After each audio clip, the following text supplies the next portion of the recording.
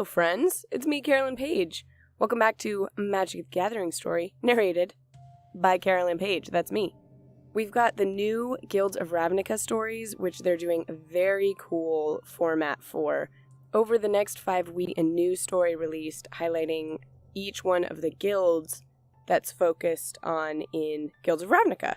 So this first story is the Dimir Guild, which is very cool. It's a nice break from the main storyline. We get to see a little bit behind the scenes, if you will, like the real underworkings, inner workings of Ravnica and how that magical place functions. Before we get started today, I want to give a big, huge thank you and shout out to our newest patrons. Thank you guys so much. Newest patrons, Erok D and Mix. Thank both of you so much for becoming patrons. It means the world to me. It's just fantastic. All right, that's enough blabber and chatter. Let's jump right in. Under the Cover of Fog by Nicky Drayden. A silver-winged lens fly buzzes near my ear, and I resist the urge to shoo it away. Whoever had worked the magic on it had done a shoddy job. First-year mind mage, probably. Seems like the bug spends more time staring at me than helping track down weapon shipments. My first few weeks of working the docks, I hadn't found much. But now not a day goes by without me uncovering a crate full of jewel-encrusted battle mallets or bone-carved armor or poison-infused knives. Tension is brewing in Ravnica. I'm sure of it. But House Dimir doesn't expect me to think. Expect me to work these covert jobs without getting caught. With crates stacked a dozen high and crammed into a maze of thin passageways, my job is simple.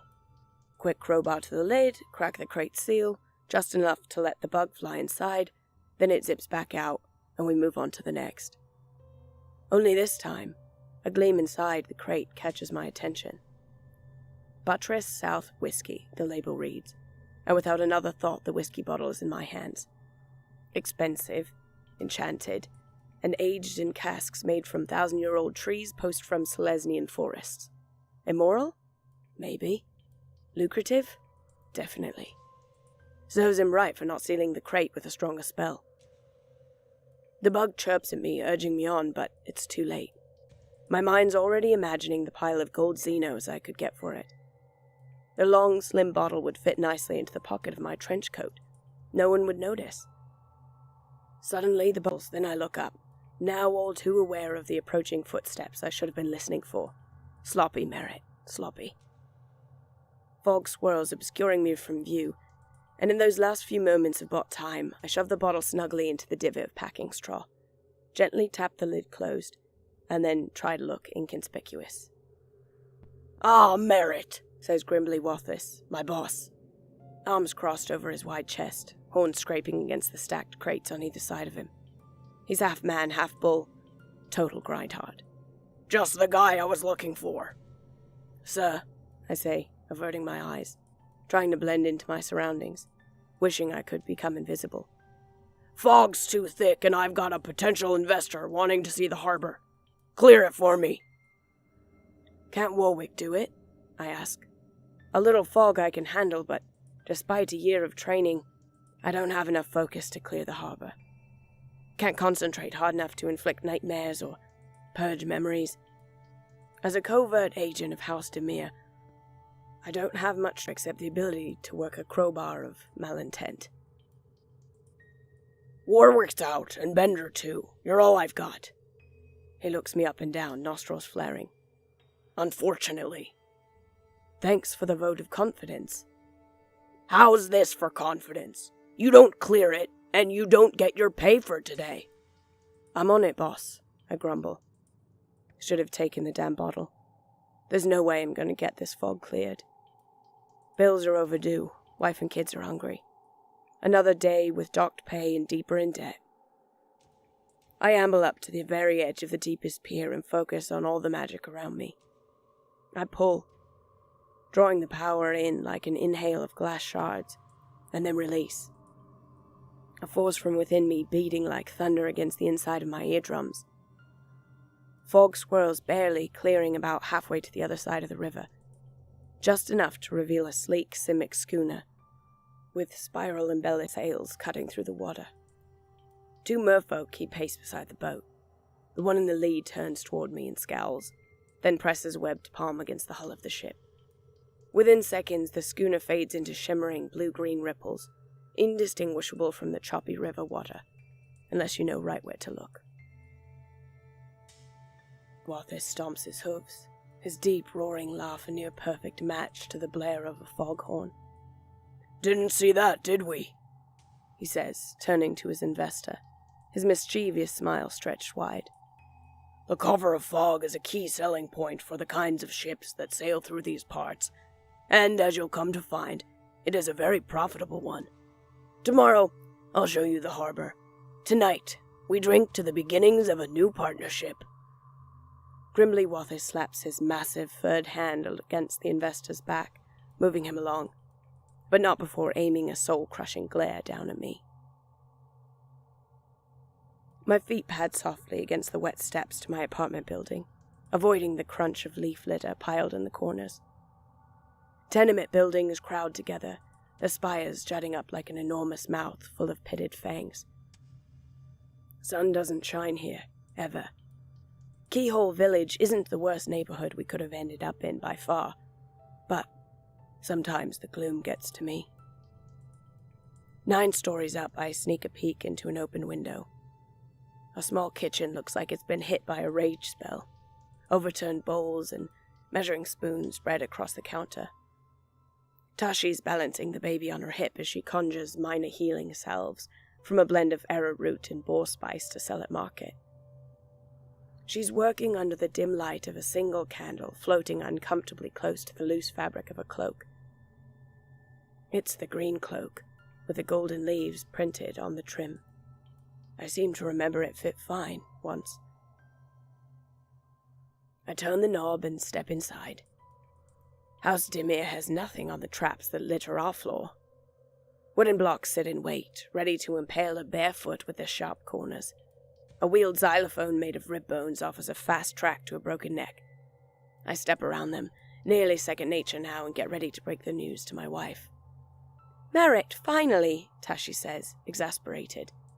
She shoves the baby into my arms, who's almost a year now, but he's still as fussy and listless as a newborn. He barely weighs anything at all, his nose a constant dribble of snot. 2 seconds of holding him and it's all over my lapels. "Daddy!" Sochi, my oldest, comes barreling up to me, head hitting right in my gut. I bite back the pain as I force a smile onto my face. "Sochi, shouldn't you be in bed?" I ask. "I wanted to see you, Daddy." "You been good for your mother today?"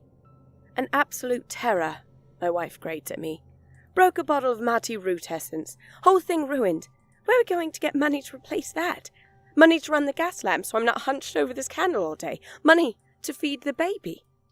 "I brought home a dozen apples yesterday," I remind her, hoping it will stall the next question. Where's the pay from today? The job at the docks may be a covert assignment, but the money's real, and it's the only thing keeping us afloat. "They're mush, Merritt. Market mush. Baby eats and isn't getting any bigger. He needs real food. The kind you get from a proper grocer. Something that will fill him." "I need food too," Sochi yells, patting her belly. "And Mum!" "To bed!" my wife scolds her, and little feet pad against the stone floor. Sochi ducks into a sleeping nook next to the unlit hearth, then buries herself in a mound of threadbare covers, tattered warming spells drifting off them like tufts of shed fur.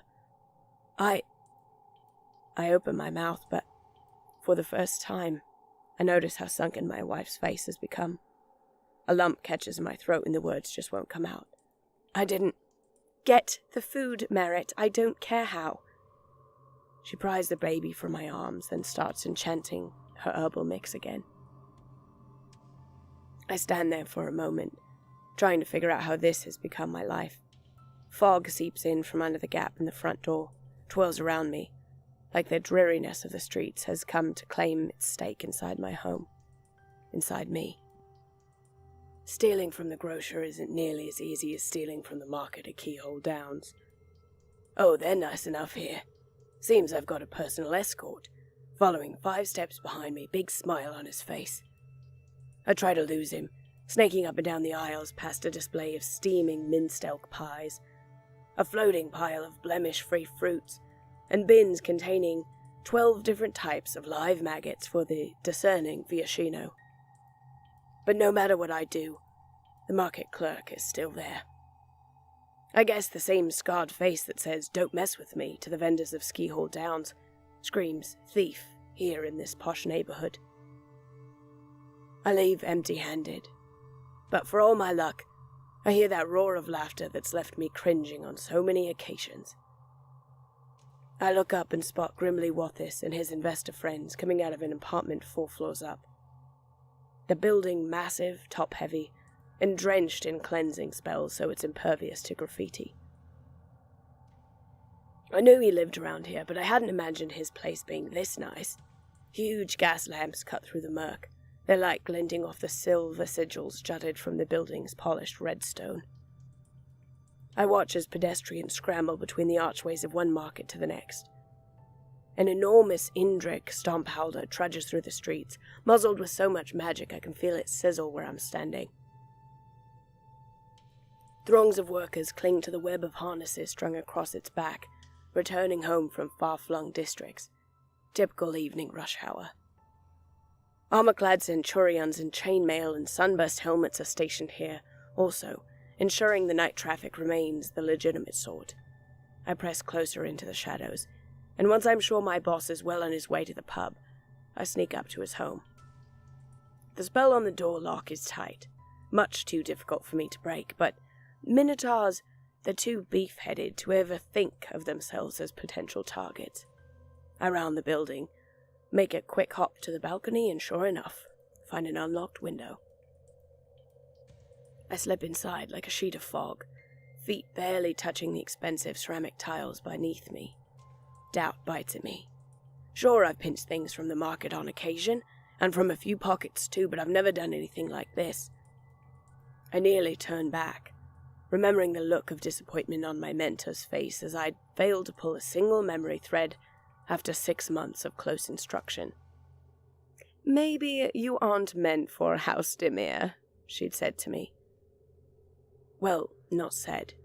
She jammed the thought into my mind, easy as breathing. And there it still sits, front and center. I shake it off. My father was a spy, and 3 of my aunts and an uncle. Sneaking runs in my family, I can do this. After a short and narrow hallway, I find myself in the kitchen. A gas light burns on its lowest setting, just enough to cast a warm yellow glow upon the cabinetry. There on the counter, a basket of bread. I take a loaf, feeling how hearty it is, nearly a brick in my hand. It's perfect. But, next basket, tucked in a wire rack, something else catches my attention. Elixirs, a dozen of them. I pull out one of the bottles, long and rectangular, made of thick artisan glass. Elixir of Focus, the metallic label reads. Inside, blue liquid glistens like it's bathed in the purest moonlight. The bread, it's nice. It'll feed my family tonight, but this... just a few drops of this elixir could change our lives. I could strengthen my magic, prove myself on the docks. Work my way back into the favor of the guild, just a few drops. My boss would never notice what I've taken. I pop the cork, and the smell wafts right up my nose. A soft, cottony scent like that of freshly washed blankets. I open my mouth, tilt the bottle. 1 drop, 2, just 1 more for good measure. But before the last drop hits my tongue, the lights flicker on full. My eyes go wide and the elixir spills all over me, down my chin, seeping into my trench coat. I stand there, frozen like a statue, as a minotaur enters the kitchen, her eyes half closed, rollers in her hair, long robe draping nearly to her hooves.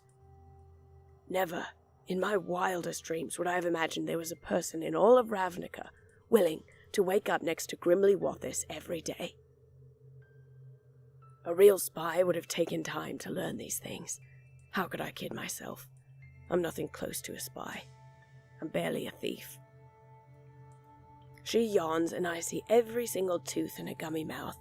Nothing threatening in there, but I'm pretty sure she'd be able to snap me clear in half if she put her mind to it.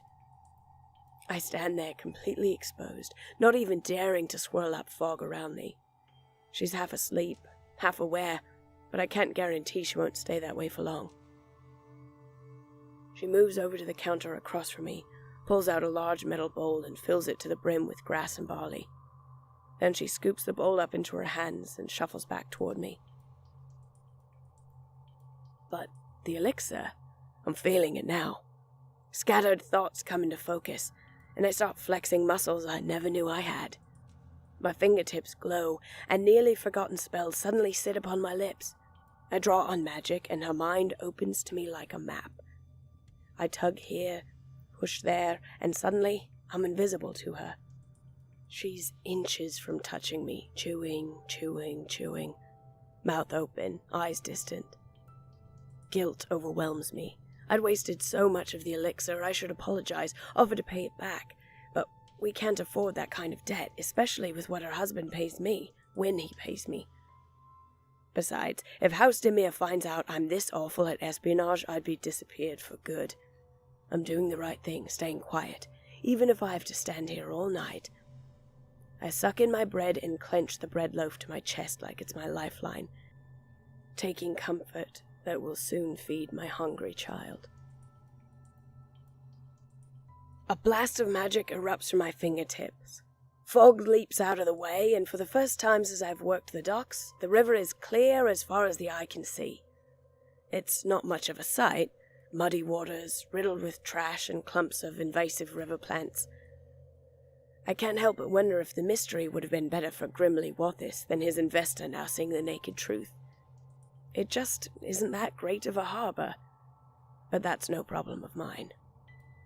I grow antsy, all this power at my fingertips, wanting to show off a little in front of the other dock workers.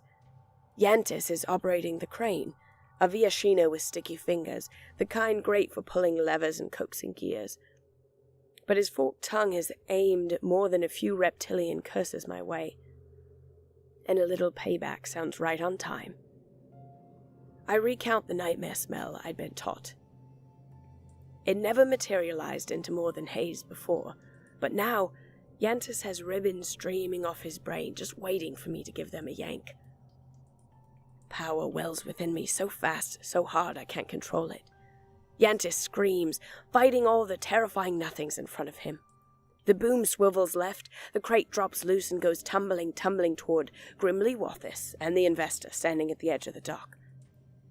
My boss sees the rogue crate, sees Yantis flailing, sees the last few shreds of nightmare spells drifting from my fingertips. He scowls at me, then pushes the investor into the river at the last second. He barely has time to jump in himself before the crate smashes right where they'd been standing. Glass cracks and the sharp scent of good whiskey fills the air. The surveillance bug hums in my ear again, tiny wings flapping, eyes pointed right at me. Nope, there's nothing covert about ruining 1,000 Xenos worth of cargo. I wince. Losing my job I could handle, but once House Dimir comes knocking at my door, it'll be like I never existed. Like they'd knock. Fast as I can, I run home. We'll have to pack up whatever we can and leave Keyhole. Maybe go into hiding in the old ghost quarter or seek refuge at the ruins of Malvana, claiming the treetops as our new home. I turn the knob on our front door so hard that the lock shatters, remnants of weak magic slipping away like wisps into the air. Tashi stands there, holding the baby, giant smile plastered on her face. Merritt, you've got to see this. She holds her baby up. He's flourishing. Cheeks plump, his gummy smile glistening, and an undeniable spark in his eyes. He's so strong now. Feel his muscles. I think he's going to walk any day. And then she's pulling me close, kissing my cheek, telling me how she loves me, and I can't even get a word about how our lives are about to change and not for the better. Everything's going to be okay, she's saying. But me, I'm just staring at that bright blue elixir stain on the chunk of bread baby's been gnawing on, watching how it shimmers, ever so slightly, like moonlight. Then baby sneezes, and every single candle in our apartment bursts into flames. Something's happened. Good or bad, I don't know. No time to think with the beating on our front door. I wedge my weight against it. Grimly Vorthos is hollering from the other side about how he knew it was me who'd caused the incident, and that I'd ruined his cargo as well as scared off his investor. They say merfolk like to cuss like you've never heard, but dock bosses have them beat, hooves down. With a broken lock, this door won't hold him for long. I whisper for Tashi to hide in the cupboard with the baby, and for Sochi to duck into a sleeping nook to cover herself with blankets. Me?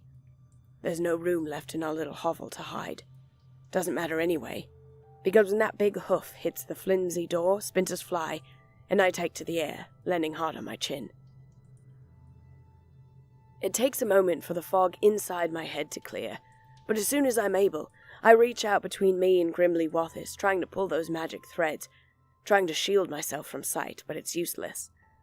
Now, Grimly Vorthos is standing over me, brow bent, his stare as sharp as the tip of his horns. Bits of flotsam cling to his body, and he smells like a striking combination of dank river and wet fur.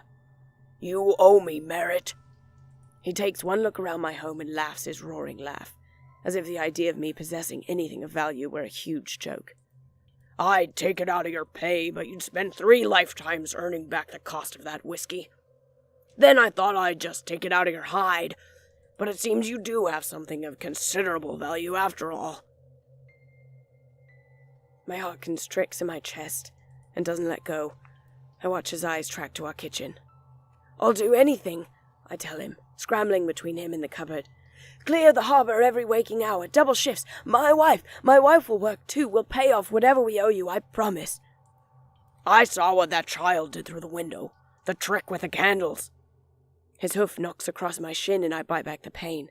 Another kick right in the ribs and I crumple into a ball.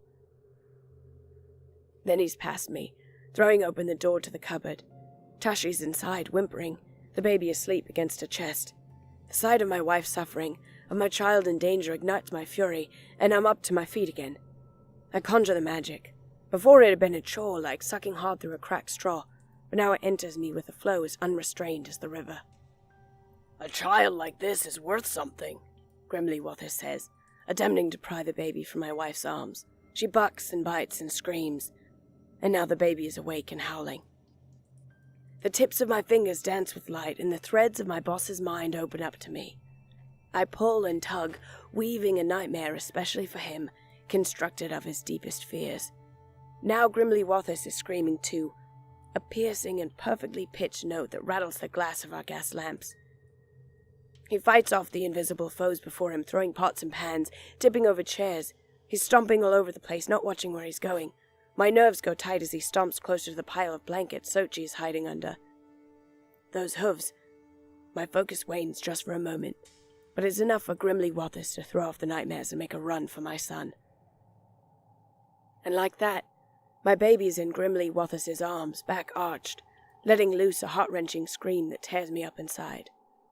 As always, you've got no focus, Merritt, Grimly Vorthos scolds me. But we're even now. Give me back my... Grimly Vorthos raises his leg high, and for a moment, I'm mesmerized by the draw of all that firm muscle. Then his hoof lands square in my mouth, and my world explodes with pain. I catch blood in my cupped hands, but they can't hold all of it. I must have blacked out for a moment because Vorthos is already at the door, trying to maneuver his horns through the opening while the baby writhes and my wife grips at the fur on his thigh. With a hard shake, he flings her off. She goes flying and hits the side of a cabinet. Something cracks. Something that's not old wooden cabinetry. I focus as hard as I can, ignoring my child's screams and the awful whimpers coming from my wife. I pull at magic, trying to wrap a noose around my boss's thick neck. But the flow is back to a trickle now. Whatever he feels, it's no more than a scratch in his throat. He coughs once, then looks back at me, laughs. See you at the docks tomorrow, bright and... His eyes go wide. His breathing chokes off. I look down at my fingers, dull as dirt. Not even a breath of magic stirs around me, but Grimly Vorthos has been gripped by the mind, I'm sure of it. I catch a glimpse of the intensity in my child's eyes. My son arches his back again, throws his arms up, and suddenly, he's gone. Disappeared, vanished. What did you do with my baby? My wife screams out, gripping her broken ribs. My brave Sochi has come out of her hiding spot, and now she's pitching wooden blocks at Vorthos. One hits him square in the forehead. "Stop, you'll hit the baby," I say, scrambling over, trying to see through the baby's cloak. I feel for him in my boss's arms, but there's nothing. Panic overwhelms me. Had he dropped him? Grimly, Vorthos starts coughing, sucking in huge amounts of air as he regains his composure. Bloodshot eyes stare down at me. "Where's the baby?" he says, like he's accusing me of the baby's disappearance. I'm so angry I can't think straight and punch him square in the jaw. His nostrils flare and his eyes soften like I've just given him permission for this to be a real fight. My fists are up, and then we're scrapping, and I'm trying to push him towards the door, and he's trying to fight his way back in, and then Tashi screams the baby's name, and we all stop and stare. The baby's sitting there on the floor. He's got scratches on his arms, and is holding a strange purple fruit shaped like a star. I've never seen anything like it. He puts it in his mouth, the bit of skin making his lips pucker tight. He drops the fruit and then pushes up on all fours, about to crawl. Grimly, Vorthos is trying to force his way past me, but I hold him back with all my might. "Go to Mama," I tell the baby. "Go to Mama." But the baby isn't listening. His eyes are focused across the room. Then I see the near shadow sitting in the armchair by the hearth. We all see it. Him. And I realize, somewhere deep in the back of my brain, that he's been sitting there a long, long time. He's draped in a flowing leather cloak, made from the hide of some beast that had gone extinct ages ago. He's regal, even upon the throne that is our rickety armchair. All of the magic in the room, in this apartment block, maybe in the whole neighborhood, is flowing toward him, like a sinkhole that suddenly opened up in the middle of an unsuspecting lake. I shake my head, trying to get rid of improbable thoughts. Could this be Lazav? Lazav the Mastermind, Guild Master of House Dimir? Every aching bone in my body wants to bow in his presence, though doing so would be the worst indiscretion I could make. The baby pushes up again, and suddenly he's standing, wobbling back and forth and back again, taking his first timid step. He smiles for a moment, proud of himself, then takes another step and another until momentum gets the best of him, and he falls right into Lazav's arms. Lazav hoists the baby up into his lap. "Any outstanding debts Merit owes you will be paid in full by the close of business tomorrow," Lazav says to my boss. "And, in return, you will refrain from further contact with any member of this family. Isn't that right, Mr. Vorthos?" "Who the hell do you think you are?" grimly Vorthos says, popping up to his full breadth, head tilted forward, horns ready for battle. "No one," Lazav says, his voice as hollow as a whisper. But there's nothing soft about it. He waves a hand and the entire room starts spinning, spells blazing silvery light in circles around the edge of our home. I cling to the floor, feeling like the weight of the world is pressing upon my lungs. It spins faster, faster, furniture quaking, walls shaking, windows warping and on the verge of shattering out of their panes. Then everything comes to a screeching halt. For a long moment, there is absolute silence. Then, grimly Vorthos mutters, "Okay, sounds good, whatever you say," and stumbles dizzily out of the house, nearly toppling over the balcony railing. "Good," Lazav says, smiling at me now, my son happily gnawing on one of his knuckles. "This babe will astound us in every way you've disappointed us." "You won't have my son," I say, respectful yet firm. "We don't want your son. At least, not in that way. He will stay with you. You will raise him as you see fit. But, in return for paying off your debts, we would like to ask that we send a tutor to your home to oversee his learning. Of course, we will also provide you a modest stipend, so that you can adequately provide for needs, and yours." My jaw has dropped. I go over to Tashi, pulling her gently into me. I try to push away some of her pain.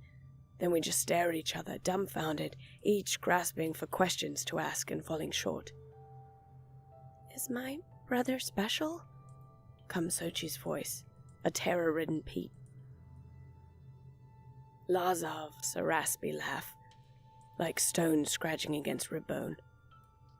Something in my brain twists sideways, my mind fogs over, and all of a sudden, we're all laughing, and Great Aunt Bia is sitting in our armchair, bouncing the baby on her knee. Sochi's playing a tune on a xylophone, and Tashi's in the kitchen, chopping up some strange purple fruit she must have gotten at the market. I go stand next to her, and she smiles at me, then places a bit of the sweet pulp on my tongue. As I chew, my jaw aches some, like I'd been punched in the mouth. "You sure your aunt's staying with us for a while?" she asks. "Just until she gets back on her feet. She won't be much trouble, and she can help keep an eye on the baby while I get some work done." "Of course it's okay. I like her," I say. "There's just something about her, you know? That wisdom that comes with old age. I think she'll be good for our family." Whoa, Dimir Mind-Meld. Very cool. Dimir seems pretty trippy, to be honest. I'll take some of that focus potion, though. It's like magic Adderall, I guess. Sounds nice. Anyways, that was so cool. I can't wait to hear the rest of these stories. And also, I can't wait to play my first draft. I haven't gotten to draft the set yet. I've done a bunch of sealed, which has been really fun, like making 4-color decks. It's blowing my mind. The options are endless. But I'm going to draft next week for the first time. On Wednesday, right after the next story comes out, Baba Ganoush, as they say. Thank you guys so much for listening. Hit me up on Twitter or Instagram at MTGwithCP. And if you like the show, rate me on iTunes or join the Patreon and become a patron, and you can support the show. There's something I really want to do with the Patreon funds is to record a full-length novel. That's like full audiobook version. That's obviously a lot of work, a lot of time, a lot of effort, editing, research, yada, yada, yada. But there's 2 new Nicole Bolas novels coming out pretty soon that are all part of the story of the Gatewatch versus Bolas. And I would love, love, love to have the funds to record those and release them audiobook style when they come out. So become a patron and help make that dream come true, and also give yourself some cool stuff, extra Patreon stuff. You get new stories. I'll be releasing exclusive Patreon stories next week. Bingo, bango. You're going to love them. There'll be back catalog stories. So all the new stories come out weekly that Wizards releases. But if you want to hear old, awesome stories from all over different planes, maybe we'll do a little Tarkir soon, since that's such a cool dragony plane. Okay, alright, thanks for listening. You are a mighty planeswalker. Check us out on patreon.com/MTG with CP. Ciao for now.